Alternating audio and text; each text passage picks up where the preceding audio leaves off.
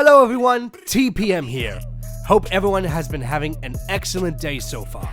Today, I am very excited to bring you all an update on the progress of Project Territory and a little bit of a sneak peek at the story, characters, and cars that will be the stars of this web manga. Now before we jump into the good stuff, I just wanted to extend my thanks to everyone who has supported the announcement of this new series. Me and Elseg are truly over the moon by the amount of positive reception it has gathered. From Twitter, Reddit, YouTube, Discord servers, and more.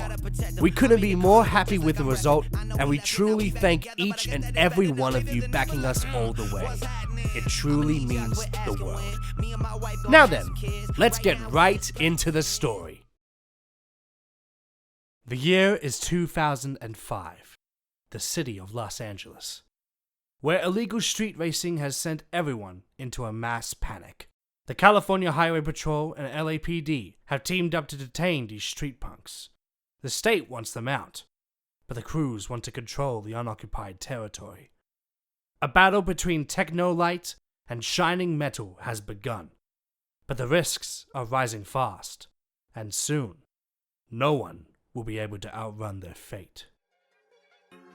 Project Territory takes place in the year 2005, within the streets of Los Angeles between Accelerator's Ignition and the Ultimate Race. This was the era of tuner culture in the West, with the Fast and Furious series dominating the big screens and the black box Need for Speed games taking over our homes. The culture was everywhere, and now it's the heart of Project Territory's story. That's right, there isn't any mention of realms, powered up cars, or old guys in mechanical suits. This series is all about street racing. More specifically, the members of the Teku and Menomaniacs that got left behind when the Accelerator's crew went to go save the world. Yeah, bet you didn't notice these guys in the background. This is where it all started for me. I wanted to find out what happened to these people. What do they do? How good are they? And then it clicked. How would they survive without the likes of Nolo or Torque? Would the Teku and Menomaniacs be disbanded? Or will these unknown drivers continue to carry the torch? The story aims to answer just that, and to breathe new life into a concept that was briefly shown in the original films, to expand upon the possibility of street racing within the Accelerator's universe, with realistic stakes to boot. Now I don't want to give too much away regarding the plot, however, I do believe it's high time to show off the new stuff. It's been a challenge to create new, exciting characters for people to enjoy. A challenge I have learned whilst writing for the Fog Realm. But with my newfound experience, I've created 4 new characters that will hit the scene in this web manga. All crafted with unique designs that also pay homage to the characters we all know and love. Let's start off with the Teku Queen, Bobby Halford. Bobby was super fun to write. Born from a wealthy family that dominated the hotel market, she is a diva through and through. Her ego beyond comprehension, and a passion for putting people in their place with her skills on the road, appointing herself as the leader of the Teku.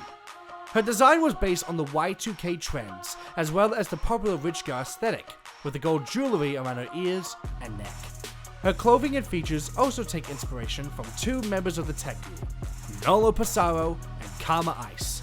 Next up, the Teku Tech Whiz, Justin Rome Matthews. Rome is certainly inspired by a lot of things. Residing in California, he is an introvert at heart and spends his time on the tech side of things for the Teku. He isn't a good racer, but knows how to get things done when needed. His design was one of a gamer kid with a lot of street sense. His look and clothing were inspired by popular street clothing brands of the era. His design is also based on 2 of the most popular characters of the Teku, if not the whole series. Joseph Vert Wheeler and Shirako Takamoto. Now we're done with the Teku, but what about the Menomaniacs? Well, say hello to the Northern Steel, Dexter Chrome. Dexter is one of the most fascinating characters from a story aspect alone. Hailing from the cold state of Alaska, a descendant of Alaskan natives, Dexter is calm, collected, but still inexperienced as a leader after the disappearance of Torque. Speaking of the former leader, Dexter's design is inspired by Torquemadics and Taro Kitano, whilst keeping his Alaskan roots in check. His style is all winter themed, with traditional garments getting the spotlight, creating a unique design within the Metal Maniac's signature spikes and belts. But fear not, the colors are still repped proudly. Now on to the final character. It's the powerhouse mechanic, Ortego Anvil Ramos. Ortego is someone truly special. He was definitely the most fun to write for. Raised in Mexico City, but living in America as a young kid, Ortego is a true troublemaker with an ego of his own. However, he treats Dexter like a twin brother. He knows how cars operate inside and out, and will help out his team members whenever he can, while trash talking the competition. Ortego is inspired by Mitchell Monkey McClurg and Mark Wilde, two of the most chaotic characters from the original series. He is dressed in clothes that are very prominent within the auto shops of Mexico, all within the colors of the Metal Maniacs, as well as a spiked belt and piercings. He also has a traditional tattoo, to pay respect to where he comes from. All of these characters were written and designed to fit the mold of the early to mid 2000s. We wanted to create new, exciting stories for the community, and we hope that you will fall in love with them just as much as Alseg and I have. We both have worked really hard to find the perfect fit for all of them, through multiple color schemes, rewrites of origin stories, and much more. But we all know that no character is complete without their ride. Oh yeah! Now we're getting into the heavy stuff. As stated before in the announcement video for the series, these are cars that have never been seen or mentioned within the Accelerators mythos. Each of these cars were made within the time when the original series took place, between the years 2000 and 2005, keeping their authenticity at the forefront. Alseg has put immense attention to detail in designing each one, and we can safely say they all look incredible. So without further ado, let's start with Tracktoon. Designed by Mark Jones, Tracktoon debuted in 2004 under the 2004 First Editions line as number 72 out of 100. It has continued to appear in sets and packs all the way up to 2021 under the Action 5 pack. The car's design represents a tuner roadster, featuring a huge stereo system at the back as the main design choice. Tracktoon was in fact one of the very first Hot Wheels cars I have ever owned, and it fits perfectly for the Teku Queen, Barbie. Up next is, unironically, car 73 out of 100, Asphalt Assault. Designed by Phil Wildman, Asphalt Assault debuted alongside Tracktoon in 2004, under the 2004 First Editions line as number 73 out of 100. It has continued to appear throughout the years, most recently in 2021 with the Hot Wheels ID series, under the Hot Wheels Turbo line. Designed based on 90s and 2000s Japanese tuner culture, Asphalt Assault is, in my opinion, the Hot Wheels version of a Lancer. Powerful and versatile machines meant for racing. Behind the wheel of this bad boy is the Teku Tech Whiz Rome. Now let's move on to the Metal Maniacs. Meet Horseplay. Designed by Josh Henson, Horseplay made its debut in 2005 under the 2005 First Edition's X-Racers line as number 5 out of 10. Since then, it has made appearances across the years, with most recently being seen in 2019 as part of the Disney, Mickey and Friends line. I'm not making that up. Taking inspiration from the muscle cars of the generation, most particularly the 5th generation of Ford Mustangs, Horseplay is one of my favorite designs, a true Metal Maniacs car, which I'm surprised was not used in the original series. This car obviously belongs to the Northern Steel Dexter. And last but not least, we have the most fantasized car out of the 4, Rocket Oil Special. Designed again by Phil Wildman, ROS debuted in 2002 as part of the 2002 First Editions line as number 36 out of 42. This car debuted in the same line as many Highway 35 models, such as Slingshot, Backdraft, Sidedraft, Ballistic, and many more.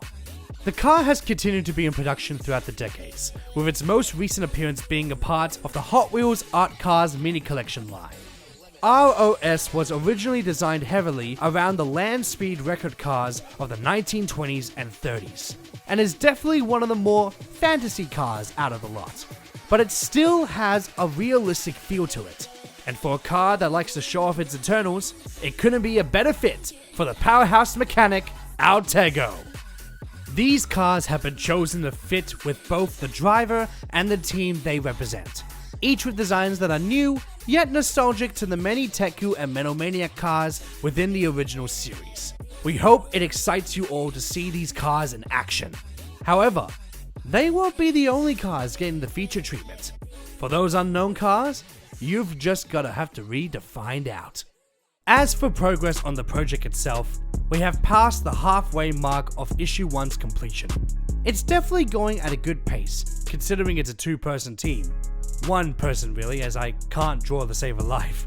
I would like to thank Alseg again for her continued work into this project, and how incredible her art is in a style that's the first of its kind for the Hot Wheels community. For the future of Project Territory, we are focusing our efforts on a 3-issue timeline. However, if the series is received well and we reach overwhelming support, we would love to explore a potential 9-issue series, separated into 3 distinct parts. A trilogy of trilogies, if you will. There is one thing I would love to do when the first part is fully completed, but that is way ahead into the timeline of this project and would not be announced for a good while. Expect big things to come as we continue progress. Speaking of progress, make sure to stay active, as when the first issue comes out, a video featuring Alseg will release, where she will be diving into how we write, storyboard, and draw out these amazing pages. However, that is it for this update video. In short, progress is going well, and we are excited for you all to see the very first issue. As for a planned release, there isn't a projected date, as both myself and Alseg would love to take our time in delivering a great story for the community. Thank you all once again for the continued support. We cannot wait to blow you all away. Stay tuned and stay safe out there.